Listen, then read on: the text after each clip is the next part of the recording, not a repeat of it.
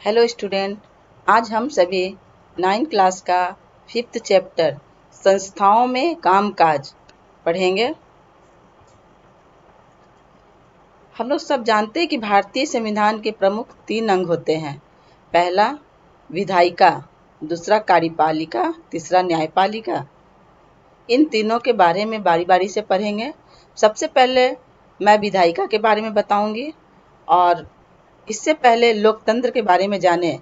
लोकतंत्र का मतलब लोगों द्वारा अपने शासकों का चुनाव करना होता है, लेकिन यहाँ पर शासकों का चुनाव करना भर ही नहीं, लोकतांत्रिक व्यवस्था में शासकों को भी कुछ कायदे कानूनों को मानना होता है। उन्हें भी संस्थाओं के साथ और संस्थाओं के भीतर ही रहकर काम करना होता है। इसके बाद कुछ टॉपिक है इसका नेक्स्ट, प्रमुख नीतिगत फैसले कैसे लिए जाते हैं। एक सरकारी आदेश। 13 अगस्त 1990 के दिन भारत सरकार ने एक आदेश जारी किया। इसे कार्यालय ज्ञापन कहा गया। सभी सरकारी आदेशों की तरह इस ज्ञापन पर भी एक संख्या थी। यह आदेश उसी संख्या से जाना जाता है। कार्मिक जन शिकायत और पेंशन मंत्रालय के कार्मिक एवं प्रशिक्षण विभाग के एक संयुक्त सचिव ने इस आदेश पर दस्तखत किए थे।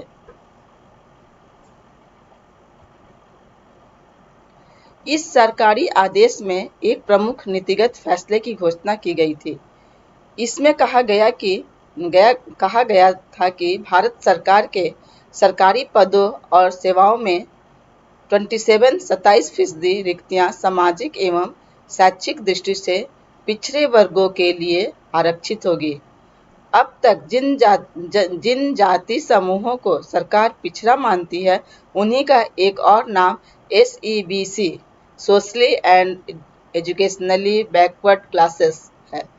अब तक नौकरी में आरक्षण का लाभ केवल अनुसूचित जाति जनजातियों को ही मिल रहा था। अब SEBC या सामाजिक और शैक्षिक दृष्टि से पिछड़े वर्गों के लिए तीसरी श्रेणी तैयार की जा रही थी। इनके लिए 27% का अलग कोटा तैयार किया जा रहा था। अन्य लोग इन 27% नौकरियों के लिए प्रतियोगिता नहीं कर सकते थे। निर्णय करने वाले डिसीजन मेकर्स जो बोलते हैं, राष्ट्रपति जो होते हैं, राष्ट्राध्यक्ष होता है और औपचारिक रूप से देश का सबसे बड़ा अधिकारी होता है। प्रधानमंत्री सरकार का प्रमुख होता है और दरअसल सरकार की ओर से अधिकांश अधिकारों का इस्तेमाल वही करते हैं।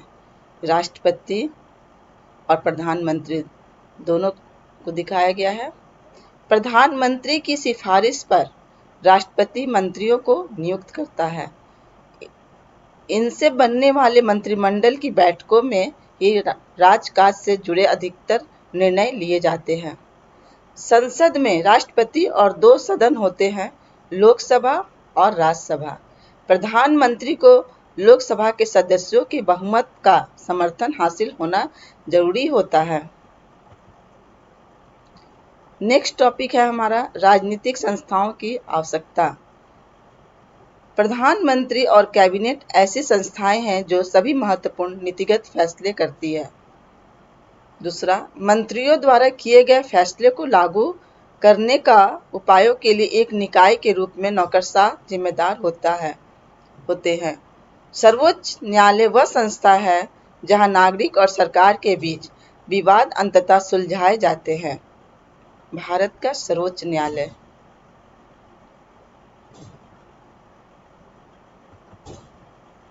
संसद, पार्लियामेंट जिसे हम इंग्लिश में कहते हैं। भारतीय संसद भारत गणराज्य का सर्वोच्च विधायी निकाय है। यह भारत के राष्ट्रपति और 2 सदनों, राज्यसभा राज्यों का सदन और लोकसभा लोगों का सदन से बना एक द्विसदनीय विधानसभा है। राष्ट्रपति को विधायिका के प्रमुख के रूप में अपनी भूमिका में संसद के सदन को बुलाने और सत्रावसान करने या लोकसभा को भंग करने की पूरी शक्ति है। राष्ट्रपति इन शक्तियों का प्रयोग केवल प्रधानमंत्री और उनकी केंद्रीय मंत्रिपरिषद की सलाह पर ही कर सकते हैं। पार्लियामेंट है। संसद के दो सदन, पहला राज्यसभा और दूसरा लोकसभा। राज्यसभा में राज्यों का सदन, लोकसभा में लोगों का सदन दिखाया गया है। राज्यसभा राज्यों का सदन। राज्यसभा भारतीय लोकतंत्र की ऊपरी प्रतिनिधि सभा है। लोकसभा निचली प्रतिनिधि सभा है। राज्यसभा में 245 सदस्य होते हैं, जिनमें से 12 सदस्य भारत के राष्ट्रपति के द्वारा नामांकित होते हैं। इन्हें नामित सदस्य कहा जाता है। अन्य सदस्यों का चुनाव होता है। राज्यसभा में सदस्य 6 साल के लिए चुने जाते हैं, जिनमें 1/3 सदस्य हर 2 साल में सेवानिवृत्त होते हैं। राज्यसभा का 245 सिर्फ दिखाया गया सदस्य। लोकसभा लोगों का सदन।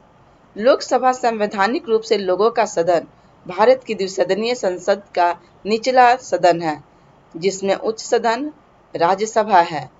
लोकसभा के सदस्य अपने अपने निर्वाचन क्षेत्रों का प्रतिनिधित्व करने के लिए एक व्यस्त सार्वभौमिक मताधिकार और एक सरल बहुमत प्रणाली द्वारा चुने जाते हैं, और ये 5 साल तक का, जब तक राष्ट्रपति केंद्रीय मंत्रिपरिषद की सलाह पर सदन को भंग नहीं कर देते, तब तक वह अपनी सीटों पर बने रहते हैं।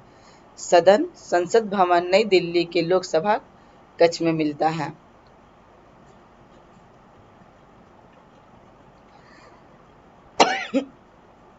लोकसभा बनाम राज्यसभा। किसी भी सामान्य कानून को पारित करने के लिए दोनों सदनों की जरूरत होती है, लेकिन अगर दोनों सदनों के बीच कोई मतभेद हो जाता है तो अंतिम फैसला दोनों के संयुक्त अधिवेशन में किया जाता है। इसमें दोनों सदनों के सदस्य एक साथ बैठते हैं। सदस्यों की संख्या अधिक होने के कारण इस तरह की बैठक में लोकसभा के विचार को प्राथमिकता मिलने की संभावना रहती है। लोकसभा पैसे के मामलों में अधिक अधिकारों का प्रयोग करती है। लोकसभा में सरकार का बजट, पैसे से संबंधित कोई कानून पारित हो जाए तो राज्यसभा उसे खारिज नहीं कर सकती। राज्यसभा उसे पारित करने में केवल 14 दिनों का देरी कर सकती है। उसमें संशोधन के सुझाव दे सकती है, या लोकसभा का अधिकार है कि उन सुझावों को माने या न माने। सबसे बड़ी बात तो यह हो जाती है कि लोकसभा मंत्रिपरिषद को नियंत्रित करती है। सिर्फ वही व्यक्ति प्रधानमंत्री बन सकता है जिसे लोकसभा में बहुमत हासिल हो। अगर आधे से अधिक लोकसभा सदस्य यह कह दे कि उन्हें मंत्रिपरिषद पर विश्वास नहीं है, तो प्रधानमंत्री समेत सभी मंत्रियों को पद छोड़ना होगा। राज्यसभा को यह अधिकार हासिल नहीं है। इस चैप्टर में